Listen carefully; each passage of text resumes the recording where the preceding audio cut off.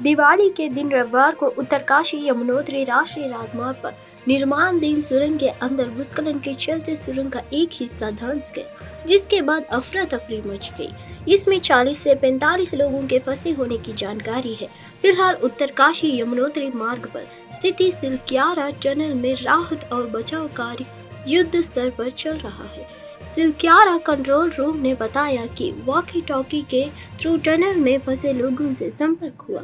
सभी सुरक्षित है। फंसे हुए लोगों की ओर से खाने की मांग की है, जिन्हें पाइप के थ्रू खाना भिजवाया जा रहा है। फंसे मजदूरों को निकालने के लिए मालवा हटाने का कार्य निरंतर जारी है। मालवा हटाने के लिए हैवी एक्सकवेटर मशीनों को जुटाया गया है। बिहार सरकार ने नवनियुक्त शिक्षकों को चेतावनी दी है कि अगर वे कई संघ बनाते हैं या इसका हिस्सा बनते हैं और शिक्षा विभाग की नीतियों के खिलाफ किसी प्रदर्शन में शामिल होते हैं तो उनके खिलाफ कड़ी अनुशासनात्मक कार्रवाई की जाएगी। प्रदेश के शिक्षा विभाग ने गत 11 नवंबर को जारी बयान में नवनियुक्त शिक्षकों को सख्त निर्देश दिया।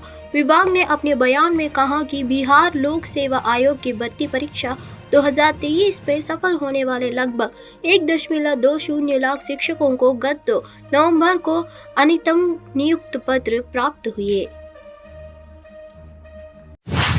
न्यूज़ 3। एक तरफ राष्ट्रीय राजधानी दिल्ली करीब एक पखवाड़े से गंभीर स्तर पर वायु प्रदूषण की चपेट में है।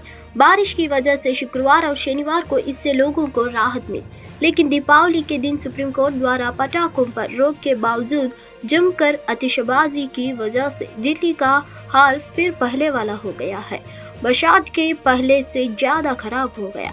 दिल्ली के स्थिति के लिए कपिल मिश्रा ने सीएम अरविंद केजरीवाल को निशाने पर लिया है। इसी बीच दिल्ली भारतीय जनता पार्टी के उपाध्यक्ष कपिल मिश्रा का ये ट्वीट चौंकाने वाला है। उन्होंने बैन को गंभीरता से ना लेने वालों को पक्ष में अपने एक पोस्ट एक्स में लिखा है कि आप पर गर्व है दिल्ली। ये प्रतिरोध की आवाजें हैं, आज़ादी और लोकतंत्र की आवाजें हैं। लोग बहादुरी से अवैज्ञानिक अतार्किक तानाशाही प्रतिबंध का विरोध कर रहे हैं।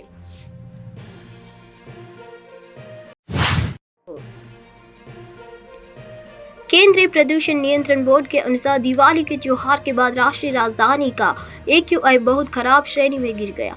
वायु गुणवत्ता सूचकांक लोगों को समझने में आसान शब्दों में वायु गुणवत्ता की स्थिति के प्रभावी संचार के लिए एक उपकरण है।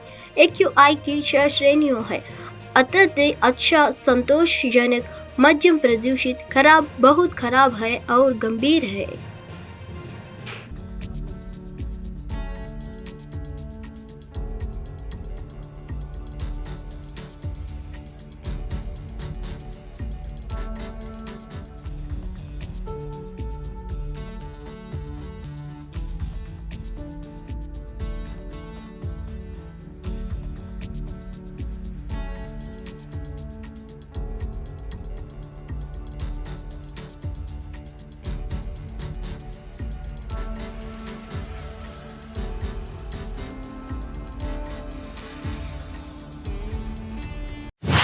मध्य प्रदेश कांग्रेस अध्यक्ष कमलनाथ द्वारा बीजेपी के घोषणा पत्र को कांग्रेस के घोषणा पत्र की नकल बताने पर बीजेपी नेता और इंदौर 1 से पार्टी के उम्मीदवार कैलाश विजयवर्गीय ने कांग्रेस पर जमकर हमला बोला है। विजयवर्गीय ने कहा कि आपने जो भी वादे किए थे उनमें से एक भी पूरा नहीं किया, लेकिन हमने जो भी वादा किया है हम सभी पूरे करेंगे। विजयवर्गीय ने आगे कहा कि आपके और हमारे घोषणा पत्र के बीच अंतिम यह है कि आपका घोषणा पत्र कूड़ेदान में फेंकने या योग्य है और हमारा घोषणा पत्र कंप्यूटर में डालने योग्य है, ताकि लोग देख सके कि हम प्रत्येक वादे को कैसे पूरे करते हैं। वहीं आगे बीजेपी नेता और इंदौर 1 से पार्टी के उम्मीदवार कैलाश विजयवर्गीय ने कहा कि जिस तरह से पीएम मोदी ने देश और प्रदेश में विकास किया है उससे हर व्यक्ति खुश है। राजस्थान में विधानसभा 2023 के चुनाव में बागी और निर्दलीय प्रत्याशियों ने बीजेपी और कांग्रेस पार्टी का समीकरण बिगड़ रखा है। टिकट वितरण से नाराज होकर निर्दलीय या किसी अन्य पार्टी से टिकट लेकर मैदान में उतरे प्रत्याशियों को जनता का समर्थन भी मिल रहा है। राजस्थान राज्य में भीलवाड़ा विधानसभा 1998 से ही बीजेपी का गढ़ माना जाता है। इस विधानसभा सीट पर बीजेपी से चौथी बार विठल शंकर अवस्थी को प्रत्याशी बनाए जाने से नाराज होकर बीजेपी के कार्यकर्ताओं ने गौभक्त अशोक कचौरी को निर्दलीय प्रत्याशी के रूप में उतारा हुआ है। बिहार के मुख्यमंत्री नीतीश कुमार ने 12 नवंबर को बिहार के पटना स्थित अपने आवास पर दिवाली मनाई। उन्हें दिए जलाए हुए और देखा गया जो कि त्योहार मनाने के लिए लोगों द्वारा किए जाने वाला एक सामान्य अनुष्ठान है। दिवाली रोशनी का त्योहार है और इसे भगवान राम की अयोध्या में वापसी की याद के रूप में मनाया जाता है, जो उनकी जन्मभूमि है।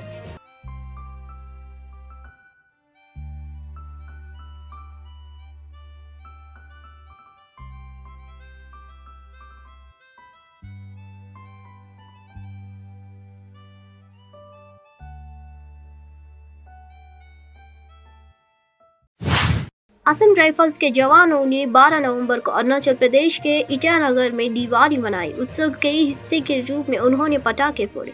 दिवाली रोशनी का त्योहार है और यह भगवान राम की अयोध्या में वापसी की याद है, जो उनकी जन्मभूमि है।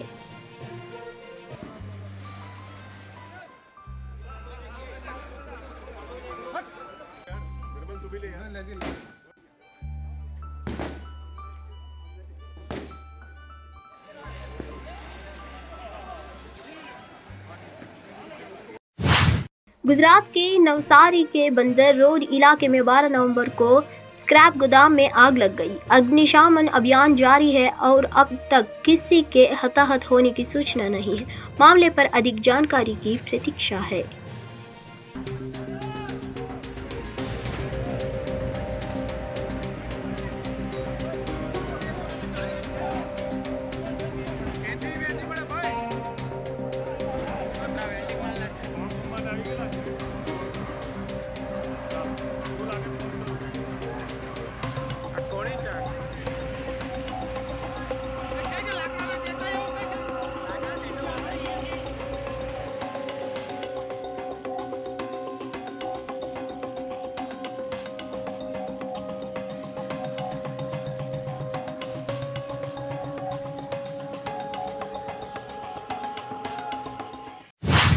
तेलुगुदेशम जनसेना पार्टियों ने अगला चुनाव एक साथ लड़ने का फैसला किया है। अब वे आम चुनावों की तैयारी कर रही है। दोनों पार्टियां एक संयुक्त घोषणा पत्र बनाने की तैयारियां कर रही है। उन्होंने पहले ही एक संयुक्त घोषणा पत्र समिति का गठन कर लिया है। प्रत्येक पार्टी से 3 सदस्य तेलुगुदेशम पार्टी से पूर्व मंत्री यनमला जबकि रामकृष्ण रेड्डी, एमएलसी अशोक बाबू और पार्टी नेता पट्टाभी सदस्य है। जनसेना से वरप्रसाद मुत्ता शशिधर और शरद कुमार सदस्य है। हालांकि समिति का गठन किया गया है। संयुक्त घोषणा पत्र डिजाइन करने के लिए आज बैठक होने जा रही है। आज दोपहर एनटीआर भवन में बैठक होगी।